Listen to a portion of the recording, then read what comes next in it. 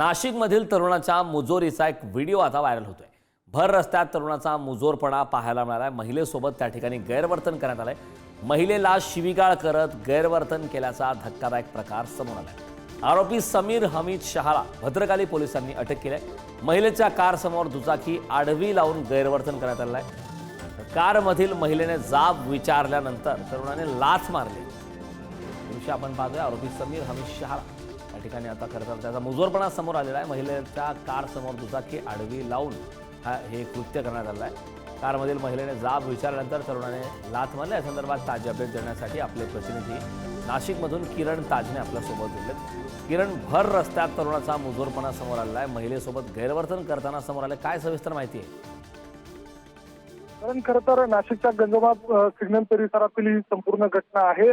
जो मुजोर तरुण आहे त्यानं एका चारचाकी समोर आपली दुचाकी लावलेली होती आणि त्यावेळेला सिग्नल तोडून तो समोर आलेला होता आणि त्याच वेळेला चारचाकी चालकानं त्याला जाब विचारण्याचा प्रयत्न केला।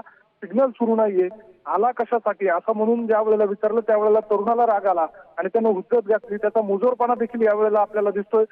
चारचाकीमधील असलेल्या ज्या महिला आहेत त्यांना त्यांनी शिवीगाळ करत लाथही मारलेली आहे, मारहाण करण्याचा प्रयत्न केलेला आहे आणि या सगळ्या पार्श्वभूमीवर त्याचा मुजोरपणा जो आहे तो संबंधित परिसरामध्ये असलेले जे वाहन चालक होते त्यांनी चित्रित केलेला आहे। तो व्हिडिओ आता सोशल मीडियावर चांगलाच व्हायरल होतोय।